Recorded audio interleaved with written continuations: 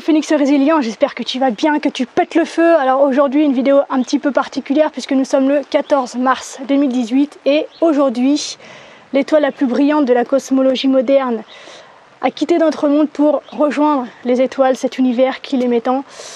Je veux bien sûr parler du physicien et célèbre auteur Stephen Hawking, un homme qui a su brillamment transmettre, partager son savoir, ses connaissances.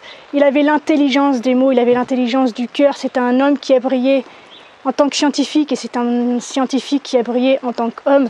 C'était un personnage, c'est réellement un personnage qui a brillamment su combiner à la fois une intelligence extraordinaire, une intelligence toujours croissante, une intelligence montante avec un sens de l'humour un peu espiègle et parfois décalé, qui ont fait de lui en fait un personnage absolument incontournable dans le milieu universitaire et dans le milieu de la culture populaire.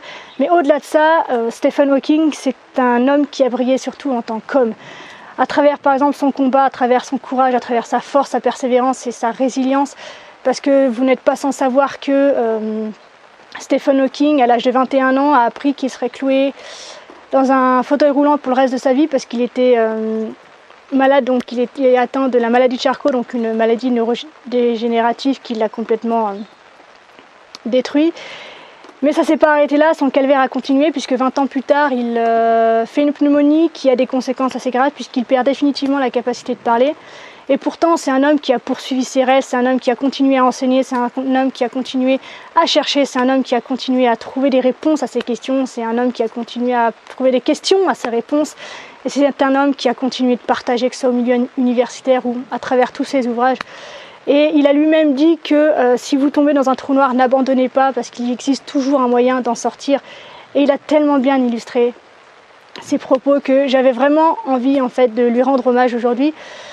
Parce qu'au-delà de ce qu'il représente au niveau mondial, au niveau scientifique, Stephen Hawking, avec d'autres personnages comme Hubert Reeves, Trinh Xuan Tuan ou encore Brian Greene, fait partie de ces personnes en fait qui, je le ressens profondément, moi personnellement m'ont sauvé la vie dans le sens où j'ai découvert en fait Stephen Hawking donc à travers ce livre-là, Une brève histoire du temps, donc je devais avoir à peine 10 ans, donc évidemment je ne comprenais pas tout parce que c'est quand même un domaine assez spécifique avec du vocabulaire qui arrache un peu les yeux, mais il y a des mots à l'époque en fait qui m'ont capté, il y a une vision qui m'a capté, il y a une façon de voir le monde en fait qui m'a capté, qui m'a transformé. Quand je dis que ça m'a sauvé la vie, c'est parce qu'en fait c'est cette vision-là que Stephen Hawking m'a transmise, qui m'a permis de tenir debout, qui m'a permis d'avancer, qui m'a permis de ne jamais baisser les bras. Et même dans les moments les plus difficiles, en fait, il suffisait que je lève les yeux vers les étoiles et que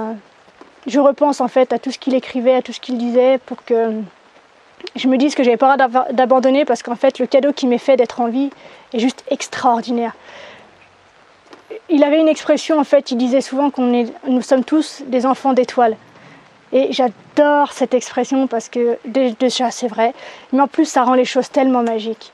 Ça rend les choses tellement énormes. Tu te rends compte en fait que ta composition est la même qu'une étoile qui a brillé il y a bien longtemps. Tu es l'expression d'une histoire, tu es le point final, tu es le dernier membre d'une lignée qui a presque 14 milliards d'années d'histoire, qui a traversé le chaos, qui a traversé le froid, qui a traversé une expansion, qui a traversé, même sur Terre, qui a traversé donc différentes ères généalogiques. Et la vie est une survivante. Et parce qu'elle s'exprime à travers toi, tu es un survivant toi aussi, ou une survivante. Et quand en fait j'entends des gens dire que la vie est nulle, que la vie est moche, mais c'est frustrant, c'est même presque blasphématoire d'entendre une chose pareille, parce que on est les enfants d'étoiles.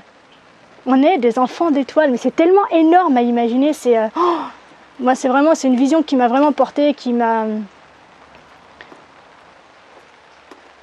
même soutenue dans les moments les plus difficiles, parce que je me disais à ce moment-là, mais t'as pas le droit en fait d'abandonner. Regarde en fait ce que tu es vraiment au fond de toi. Et ils m'ont vraiment appris, ces gens-là, à aimer la vie. Mais pas l'aimer dans le sens développement personnel, pas l'aimer dans le sens bisounours, pas l'aimer non plus dans le sens psychologie positive, c'est à l'aimer vraiment pour ce qu'elle est, profondément et dans son essence, à travers sa simplicité qui s'exprime tous les jours et à travers son infime complexité qu'on retrouve dans chaque tout petit détail. Quand on zoome sur quelque chose qui paraît simple aujourd'hui, en fait, c'est tellement énorme. Les mécanismes qui sont mis en place et qui ont été travaillés pendant 14 milliards d'années pour atteindre cette perfection qui est aujourd'hui et qui ne cesse de grandir chaque jour. Donc voilà, c'était une vidéo vraiment importante pour moi. Je tenais vraiment à rendre hommage à cette personne-là et à partager ça avec toi. Maintenant que j'ai la possibilité de communiquer avec des gens qui sont ouverts, bienveillants et qui ont envie d'avancer. Donc prends exemple sur cet illustre personnage qui est une véritable puissance de l'univers, quoi, à travers ses pensées, à travers sa vision, à travers sa force.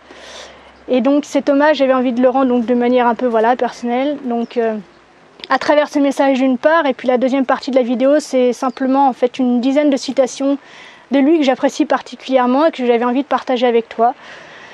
Donc ben voilà, je te laisse avec les citations, donc je te retrouve dans une prochaine vidéo bien sûr, dans très peu de temps. D'ici là, prends soin de toi, sois reconnaissant envers cette merveilleuse chose qui est la vie que tu as la chance d'expérimenter. Et célèbre chaque jour la magie de ce que représente le simple fait d'être en vie. Et n'oublie jamais, mon cher petit phénix, que tu es la personne la plus importante de ta vie et que de ce fait, tu mérites ce qu'il y a de meilleur. Je te dis à très bientôt, je t'aime, je te laisse avec les citations. Ciao.